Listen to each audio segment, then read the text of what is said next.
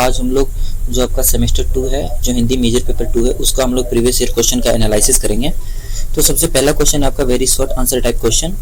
जो सबसे पहला क्वेश्चन है वो है रीतिकाल के रीति सिद्ध कवि कौन है, यानी रीतिकाल के जो फेमस कवि हैं उसका नाम बताना है। बिहारी लाल रीतिकाल के सबसे फेमस कवि हैं। फिर आपका दूसरा क्वेश्चन, चिंतामणि के द्वारा लिखे गए किसी एक ग्रंथ का नाम लिखें। यहाँ पे उस लेख का नाम है कवि कुल्प तरु नाम है। फिर आपका तीसरा क्वेश्चन है आधुनिक काल का जनक किसे कहा जाता है।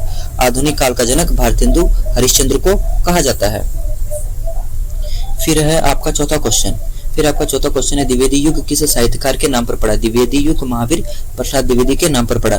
फिर आपका पांचवा क्वेश्चन भिक्षु कविता के कवि का नाम क्या है, यानी उसके लेखक का नाम क्या है। सूर्यकांत त्रिपाठी निराला उसके लेखक है। फिर आपका जो अगला टाइप है वो है लॉन्ग आंसर टाइप क्वेश्चन। चलिए एक एक करके इसको देखते हैं। तो जो सबसे पहला क्वेश्चन है वो है आपका रीतिकाल के नामकरण और काल सीमा की व्याख्या करें। रीतिकाल के नामकरण और काल सीमा। हिंदी साहित्य के इतिहास में भक्ति काल के बाद आने वाला काल सामान्यतः रीतिकाल कहा जाता है। इस काल के काव्य रचना मुख्यतः आधार काव्य शास्त्र, रस, अलंकार, नायिका भेद, श्रृंगार तथा काव्य रीतियों का वर्णन है। यहाँ पे बेसिकली जो हमारा भक्ति काल है, भक्ति के काल के बाद कौन सा काल आता है, हमारा रीतिकाल। और रीतिकाल का जो प्रधान जो मेन फीचर्स है वो क्या है, रस, काव्य शास्त्र और अलंकार वगैरह, नायिका भेद वगैरह, नायक नायिका का जो कैरेक्टर रहता है। फिर इसके बाद श्रृंगार का वर्णन रहता है। इसी कारण आचार्य रामचंद्र शुक्ल ने इसे रीतिकाल नाम दिया गया है। इस काल के कवियों ने काव्य रचना के नियमों और लक्षणों के आधार पर कविता लिखी तथा श्रृंगार रस को विशेष महत्व दिया। यानी इस पीरियड में बेसिकली जो कवि थे उन लोगों ने विशेष नियमों का पालन किया और उन नियमों के तहत ही काव्य की रचना की। साथ ही साथ अपने कवियों में जो रस है उनको प्रधानता रखी। यद्यपि इस काल में वीर और नीति संबंधी रचनाएं भी हुई, फिर भी श्रृंगार इसकी प्रमुख प्रवृत्ति रही है। रीतिकाल की काल सीमा के संबंध में विद्वानों का कुछ मतभेद है। आचार्य रामचंद्र शुक्ल ने इसका समय लगभग 1700 से 1900 तक माना है। कुछ विद्वानों के इसके आरंभ को केशव दास की रचनाओं से जोड़ते हैं और कुछ का मानना है कि रीति काव्य की प्रवृत्तियां इससे पहले ही दिखाई देने लगी थी। सामान्यतः 1643 से 1843 ईस्वी तक का समय रीतिकाल माना जाता है। इस प्रकार रीतिकाल हिंदी साहित्य का वह युग है जिसमें काव्य शास्त्रीय नियमों और श्रृंगार, चित्रण और कलात्मक अभिव्यक्ति को विशेष प्रधानता मिली। यहाँ पे बेसिकली बताया जाता है कि जो हमारा रीतिकाल का टाइम पीरियड है, जो हमारा रीतिकाल का समय है वो कब से कब तक रहा है। आचार्य रामचंद्र शुक्ल के अनुसार 1700 से 1900 तक रहा है। लेकिन जो कुछ अन्य विद्वान है, जैसे कुछ अदर जो हिंदी के विशेषज्ञ रहे, उनका मानना है कि जो केशव दास की रचनाएं हैं उन्हीं से हम रीतिकाल की शुरुआत मान सकते हैं। सामान्यतः 1643 से लेकर 1843 तक का समय रीतिकाल माना जा सकता है। फिर है आपका दूसरा क्वेश्चन है आपका रीतिकाल की प्रमुख प्रवृत्तियों पर प्रकाश डाले। रीतिकाल की प्रमुख प्रवृत्तियों में श्रृंगार की प्रधानता, काव्य शास्त्रीयता, अलंकार प्रियता, नायिका भेद और प्रकृति चित्रण, प्रेम भावना तथा वीर और नीति का प्रमुख काव्य। यहाँ पे हमें जो काव्य की जो प्रधानता है वो यहाँ पे दिखाई देती है। सबसे पहले हमें देखते हैं श्रृंगार की प्रधानता, यानी जो भाव भंगिमा है, जो प्रेम है वो हमें देखने को मिलता है। काव्य शास्त्र है, यानी जो व्याकरण के नियम है काव्य में वो लागू दिखाई देते हैं। फिर हमें अलंकार दिखाई देता है। फिर हमें नायक नायिका का भेद, यानी हीरो और हीरोइन जो हम लोग हमें मॉडर्न वर्ड में कहते हैं, लेकिन उसमें नायक और नायिका कहते हैं। फिर प्रकृति चित्रण, यानी हमारे आसपास का पर्यावरण और प्रेम भावना दिखाया जाता है। वीर और नीति का भी गुण है इसमें। इस काल के कवियों ने श्रृंगार रस को विशेष महत्व दिया, जिसमें संयोग और वियोग दोनों पक्ष का सुंदर चित्रण मिलता है। रीतिकालीन कवियों ने काव्य रचना के नियमों, रस, अलंकार, छंद, काव्य रीतियों का विस्तार वर्णन किया। यहाँ पे दिखाया जा सकता है कि कैसे जो रचनाएं हैं वो इन सब अलंकार, छंद और जो काव्य रीतियों का विस्तार हुआ किस प्रकार से हुआ। इसलिए इस युग को रीतिबद्ध काव्य युग भी कहा जाता है, यानी जो कविताएं हैं वो रीतिबद्ध तरीके से लिखी जाती थी। अलंकारों के प्रयोग में उपमा, रूपक, उत्प्रेक्षा, अनुप्रास आदि को विशेष महत्व मिला और भाषा को अधिक कलात्मक एवं प्रभावशाली बनाया गया। नायिका भेद का वर्णन भी इसी काल की प्रमुख विशेषता, यानी नायिका यानी हीरो और हीरोइन जो किसी भी मूवी में दिखते हैं, वैसे उसी प्रकार रीतिकाल में किसी भी प्रमुख कविता में, रचना में नायक नायिका का हमें वर्णन मिलता था, जिसमें नायिकाओं के विभिन्न रूपों, अवस्थाओं और भावों का चित्रण किया गया। इसके साथ प्रकृति चित्रण मुख्यतः प्रेम और श्रृंगार की भावनाओं को व्यक्त करने के लिए किया गया। रीति काल में प्रेम कोमल भावपूर्ण और कलात्मक रूप से प्रस्तुत किया गया। यद्यपि श्रृंगार इसकी प्रमुख प्रवृत्ति थी, फिर भी वीर रस और नीति संबंधी काव्य रचनाएं भी हुई। इस प्रकार रीति काल का साहित्य कलात्मक श्रृंगारिकता, अलंकार प्रधानता एवं काव्य शास्त्रीय नियमों का पालन के लिए विशेष रूप से प्रसिद्ध था। यानी बेसिकली जो हमारा रीतिकाल का जो काव्य था वह श्रृंगार रस से प्रधान था, लेकिन फिर भी इस काल में वीर रस की जो रचनाएं कविताएं हैं वो रची गई और कवियों ने इस पे अपनी कविताएं प्रस्तुत की। जो हम लोगों का अगला क्वेश्चन है वो है कवि चिंतामणि की व्यक्तिगत काव्यगत विशेषताओं का उल्लेख कीजिए। चलिए इसका एक एक करके हम लोग देखते हैं। कवि चिंतामणि त्रिपाठी रीतिकाल के प्रमुख आचार्यों कवियों में से माने जाते हैं। यानी जो फेमस कवि हैं उनमें से एक चिंतामणि त्रिपाठी माने जाते हैं। उन्होंने हिंदी काव्य में रीतिबद्ध परंपरा को विकसित करने में महत्वपूर्ण योगदान दिया। उनकी प्रमुख काव्यगत विशेषता श्रृंगार रस की प्रधानता है। यानी जितने भी उन्होंने अपनी रचनाएं लिखी उनमें जो सबसे प्रमुख रस है वह है श्रृंगार रस। उनके काव्य में संयोग और वियोग दोनों प्रकार के श्रृंगार का सुंदर चित्रण मिलता है। यानी वियोग और जो संयोग है जो नायक नायिका के बीच होता है उनका हमें सुंदर चित्रण देखने को मिलता है। चिंतामणि ने नायिका भेद, रस, अलंकार एवं काव्य रीतियों का व्यवस्थित वर्णन किया। उनकी रचनाओं में काव्य शास्त्र नियमों और लक्षणों का विशेष महत्व दिखाई देता है। वे अलंकार प्रिय कवि थे और उपमा, रूपक, उत्प्रेक्षा, अनुप्रास आदि अलंकारों का प्रभावपूर्ण प्रयोग करते थे। उनकी भाषा मुख्यतः ब्रज भाषा थी। वे किस भाषा में लिखते थे? ब्रज भाषा में। ये सब इंपॉर्टेंट आपके पॉइंट्स हैं जो मधुर, रस और भावपूर्ण है। उनके काव्य में छंदों का सुंदर प्रयोग मिलता है। चिंतामणि की वीरता में कल्पना शक्ति,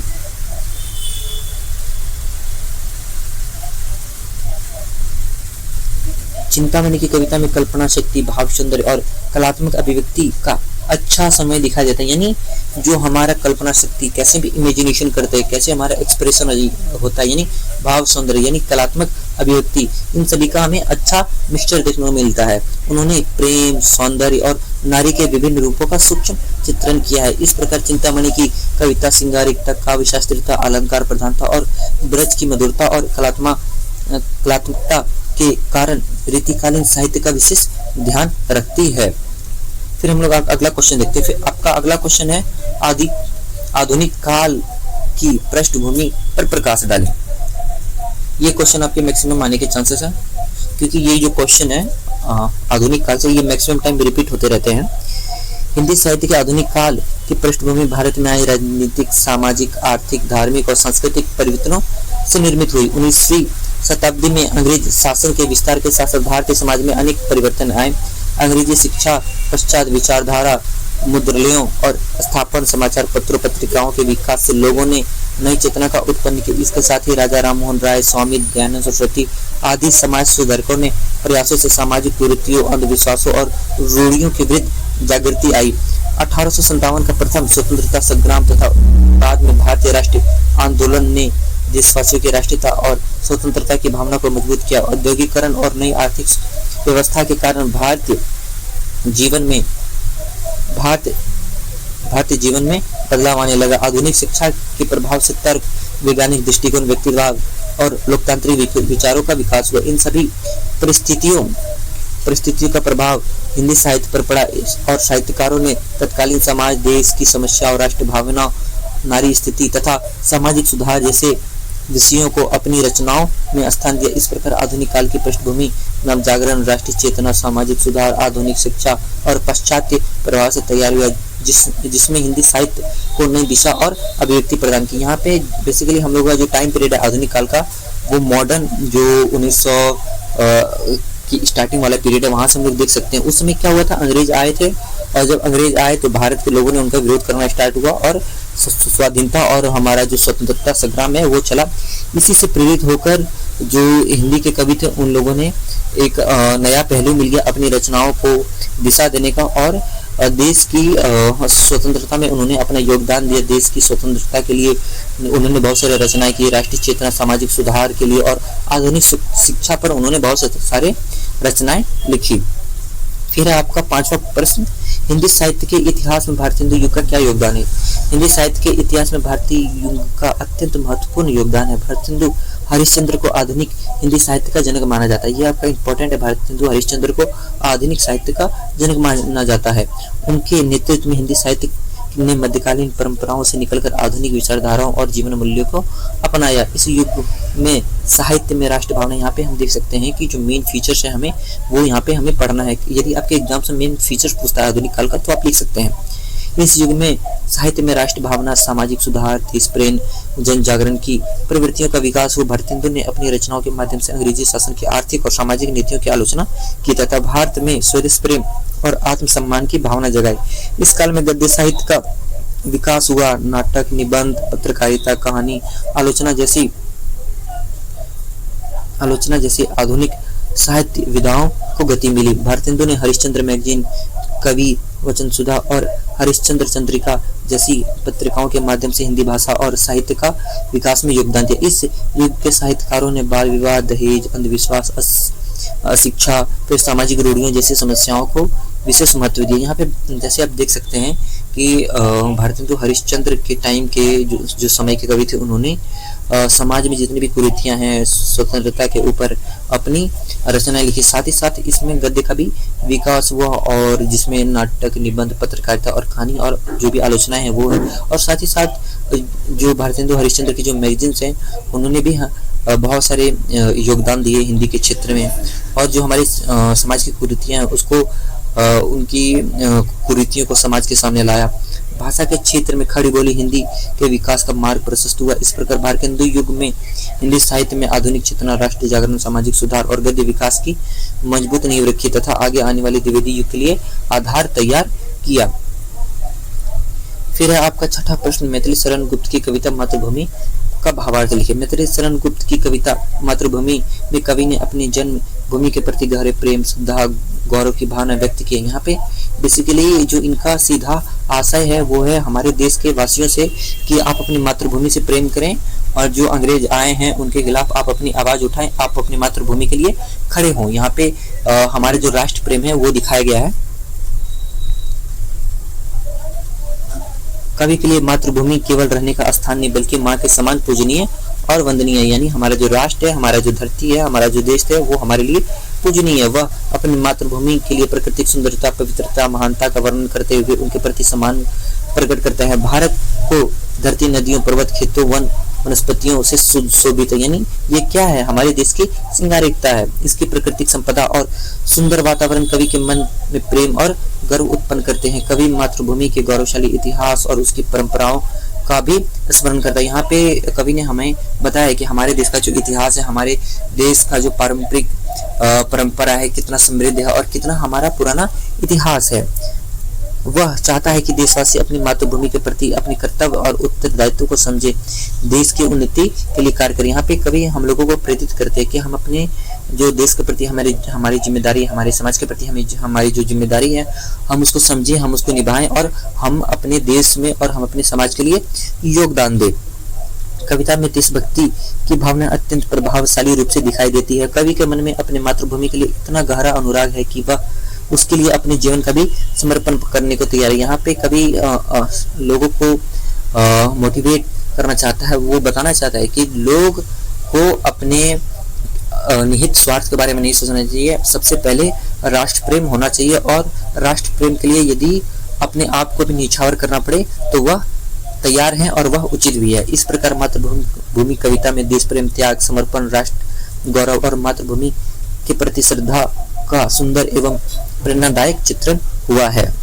फिर आपका सातवां क्वेश्चन है, सूर्यकांत त्रिपाठी निराला के जीवन परिचय देते हुए उनकी काव्यगत विशेषताओं का उल्लेख करें।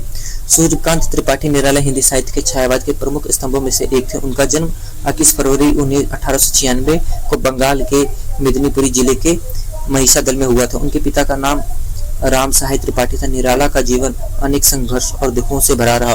उन्होंने हिंदी साहित्य की कविता, कहानी, उपन्यास, निबंध और आलोचना आदि क्षेत्रों में महत्वपूर्ण योगदान दिया। उनकी प्रमुख काव्य कृतियों में अनामिका, परिमल, गीतिका, तुलसीदास, कुकुरमुत्ता और सरोज स्मृति उल्लेखनीय है। उनका निधन 15 अक्टूबर 1961 को हुआ। निराला की काव्यगत विशेषताओं में स्वतंत्रता, विद्रोह की भावना प्रमुख है। उन्होंने रूढ़ियों, सामाजिक न्याय और शोषण के विरुद्ध आवाज उठाई। यहाँ पे जो हम टाइम पीरियड देखते हैं कि जो निराला का है वो आज़ादी के समय का रहा है, यानी उनकी जो सारी कविताएं हैं उनमें किस तरह की भावनाएं पाई जाएंगी, देश के प्रति राष्ट्र प्रेम और अंग्रेजों के प्रति शोषण विरुद्ध की भावना रहेगी। सरोज स्मृति में व्यक्तिगत दुख के माध्यम से उन्होंने उनकी गहरी संवेदनशीलता व्यक्त हुई है। प्रकृति प्रेम, सौंदर्य, राष्ट्रीय चेतना, सामाजिक यथार्थ के भी उनके प्रमुख काव्य मिलते हैं। उन्होंने मुक्त छंद में हिंदी कविता में प्रतिष्ठित करने की महत्वपूर्ण भूमिका निभाई। उनकी भाषा संस्कृतनिष्ठ होने के कारण साथ साथ प्रभावशाली, भावपूर्ण और प्रयोगशील है। वे अलंकारों और बिंबों का स्वाभाविक प्रयोग करते हैं। इस प्रकार निराला हिंदी साहित्य की स्वतंत्र चेतना, विद्रोही दृष्टिकोण, मानवीय करुणा और प्रयोगशीलता और नवीन काव्य शिल्प के लिए सदैव स्मरणीय रहेंगे। फिर है आपका जो पैराग्राफ, जो आपकी कविता है उनसे क्वेश्चन पूछे जाते हैं। नव उज्ज्वल जलधार हार हिरक सी सोहिती, बीच बीच चहरती बूंद मध्य मुक्ता मणि कोहिती, लोल लहर लही पवन एक पे एक आवत, जमी नरगन विद मनोरथ करत मिटावत। इसका हम लोग भावार्थ से देखते हैं। इस पत्ती में कवि ने जलधारा और उनकी लहरों का अत्यंत सुंदर और मनोहरी चित्रण किया है। कवि कहता है कि स्वच्छ और चमकीली जलधारा ऐसी दिखाई देती है कि मानो वह उज्जवल हीरो के समान शोभनीय हो। जलधारा के बीच में पानी जब छोटी छोटी बूंदें उछलती है तो वे मोती और मणियों की तरह चमकती हुई प्रतीत होती हैं। हवा में स्पर्श से जल की चंचल लहरें और एक के बाद एक उड़ती आगे बढ़ती रहती है। यहाँ पे जो हमारा प्रकृति चित्रण है, हमारा जो प्रकृति प्रेम है वो यहाँ पे दिखाया गया है। उनका यह दृश्य अत्यंत आकर्षक और जीवंत दिखाई देता है। कभी आगे मनुष्य के मन की तुलना इन लहरों के साथ करता है। जिस प्रकार जल की लहरें निरंतर उठती और बदलती रहती है और मिटती रहती है, उसी प्रकार मनुष्य के मन भी अनेक प्रकार की इच्छाएं और मनोरथ उत्पन्न होते रहते हैं। यहाँ पे जो प्रकृति का जो तुलना है वो किससे किया गया है? मानव के मन से किया गया है। जो जिस प्रकार जल और समुद्र में तरंगे उठते रहती है और बदलते रहती है, उसी प्रकार जो हमारे जो मस्तिष्क में अनेक प्रकार की इच्छाएं, अनेक प्रकार के भाव आते रहते हैं और साथ ही साथ बदलते रहते हैं और साथ ही साथ समय के साथ समाप्त हो जाते हैं। इस प्रकार इस पंक्तियों में प्रकृति के सुंदर चित्रण के साथ मानव मन की चंचलता और उसकी क्षणभंगुर इच्छाओं को भी प्रभावी ढंग से व्यक्त किया गया है। फिर आपका दूसरा है, नीलांबर परिधान हरित पट पर सुंदर है, सूर्य चंद्र युग मुकुट में खाल रत्नाकर है, नदियां प्रेम प्रवाह फुल, तारे मंडल हैं बंदी जग खंग विशेष शेष फन सिंहासन। यहाँ पे जो हमारे दिखाया गया है कि कैसे हमारे भारतवर्ष अत्यंत सुंदर, उसका व्याख्यान किया गया है। देखते हैं इसका। इन पत्तियों में कवि ने भारतवर्ष का अत्यंत सुंदर और भव्य रूपात्मक चित्रण किया है। कवि भारत को एक सुंदर नारी के रूप में कल्पनित करता है। भारत का नीला आकाश उसके नीले वस्त्र के समान है, हरी भरी धरती उसके सुंदर हरे परिधान के समान दिखाई देती है। आकाश में चमकने वाले सूर्य और चंद्रमा उसके मुकुट में दो रत्न के समान सुशोभित हुए दिखाई देते हैं। चारों ओर फैला समुद्र उनकी रत्नों में बनी मेखला के समान है। भारत की नदियों प्रेम से बहने वाली धाराओं के समान है, जबकि आकाश में चमकते हुए तारे उनके आभूषणों की तरह दिखाई देते हैं। पेड़ों पर चहकने वाले पक्षी उनके यश का गान करते और बंदीजन अर्थात प्रशंसा करने वाले लोगों के समान है। कवि ने शेषनाग कफन भारत के सिंहासन के रूप में कल्पनित किया है। इस प्रकार इन पंक्तियों में कवि ने प्रकृति के विभिन्न तत्वों के माध्यम से भारत माता के भव्य रूप और गौरवपूर्ण स्वरूप को प्रस्तुत किया है। इसमें कवि की देशभक्ति, प्रकृति प्रेम और कल्पनाशीलता स्पष्ट रूप से दिखाई देती है। फिर है आपका तरुतन वन लता वसन, अंचल से संचित सुमन, गंगा ज्योति जल कन धवल धार हार लगे। इसका भावार्थ देखते हैं हम लोग। इन पंक्ति में कवि ने भारत माता के प्राकृतिक सौंदर्य का सुंदर और कल्पना पूर्ण चित्रण किया है। कवि भारत माता को एक सुंदर नारी के रूप में प्रस्तुत करता है। पेड़ पौधे वन लताएं उनके वस्त्र के समान दिखाई देती है। उनके आंचल अनेक प्रकार के सुंदर फूल से संचित है जो उनकी शोभा बढ़ाते हैं। पवित्र गंगा नदी का निर्मल और चमकीला जल उसके गले पड़े सफेद हार के समान प्रतीत होता है। गंगा की जलधारा सूर्य की किरणों से चमकती हुई अत्यंत मनोहारी लगती है। इस प्रकार कवि ने पेड़ पौधों लताओं और फूलों और गंगा के माध्यम से भारत माता के पवित्र सुंदर और मनमोहक स्वरूप को प्रस्तुत किया है। इन पंक्तियों में कवि का प्रकृति प्रेम, देशभक्ति और सुंदर कल्पना शक्ति स्पष्ट दिखाई देता है। फिर आपका लास्ट पैराग्राफ, हाय मृत्यु का ऐसा अमर अपार्थिव पूजन, जब विसनन निर्जीव पड़ा हो, जब का जीवन सौगंध हो सिंगार, मरण का जोबन नग्न चुताधुर क्षुधातुर वासहीन रहे जीवंत जन। फिर है इसका हम लोग भावार्थ देखते हैं। इन पंक्तियों में कवि निराला ने समाज की असमानता, संवेदनशीलता पर गहरा आक्रोश व्यक्त किया है। कवि आश्चर्य और दुख के साथ प्रश्न करता है कि जब संसार का जीवन दुखी है, निराशा और निर्जीव सा पड़ा हुआ है, तब मृत्यु का इतना भव्य और अमर उत्सव क्यों मनाया जा रहा है। एक और मृत व्यक्ति के लिए सुंदर भावनाओं और साधनों का अंतिम संस्कार की भव्य व्यवस्था की जाती है, जबकि दूसरी ओर जीवित मनुष्य भूखे नग्न रहने के लिए घर से वंचित हैं। कवि को यह स्थिति अत्यंत अन्यायपूर्ण और अमानवीय लगती है। वह ऐसी सामाजिक व्यवस्था पर प्रश्न उठाता है जबकि मृतकों के सम्मान और दिखावे पर बहुत धन खर्च किया जाता है, लेकिन गरीब और जरूरतमंद जीवित लोगों के लिए धन बहुत कम खर्च किया जाता है, लेकिन गरीब और जरूरतमंद लोगों के लिए मूल्य आवश्यकता की उपेक्षा की जाती है। इन पंक्तियों के माध्यम से कवि गरीबी, सामाजिक असमानता, रूढ़ियों और दिखावटी आडंबरों के विरुद्ध आवाज उठाता है तथा मनुष्य की वास्तविक सेवा और उसके जीवन के महत्व का संदेश देने की कोशिश करता है। यहाँ पे निराला ने बताया कि कैसे हमारे अपने वास्तविक जीवन में जो बेसिक नीड है, जो गरीब लोग हैं, उनके लिए हमें मदद करनी चाहिए। जबकि जब मनुष्य जीवित रहता है तब हम लोग उसके लिए उतना कुछ नहीं करते, लेकिन जब मनुष्य मर जाता है तब हम लोग दिखावटी के लिए उसके लिए बहुत सारी सुविधाएं प्रदान करते हैं, और ये चीजें गलत लगती है। इसलिए निराला साहब समाज से प्रश्न पूछते हैं कि आखिरकार ऐसा क्यों है। इसी के साथ आपका ये जो पेपर है, जो प्रीवियस ईयर का क्वेश्चन है, ये खत्म होता है।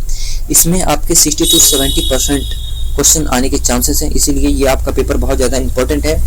यदि आप इसके और भी अपने सेमेस्टर के लेक्चर सेमेस्टर 2 के देखना चाहते हैं तो आप हमारे चैनल को सब्सक्राइब करें। मिलते हैं नेक्स्ट लेक्चर।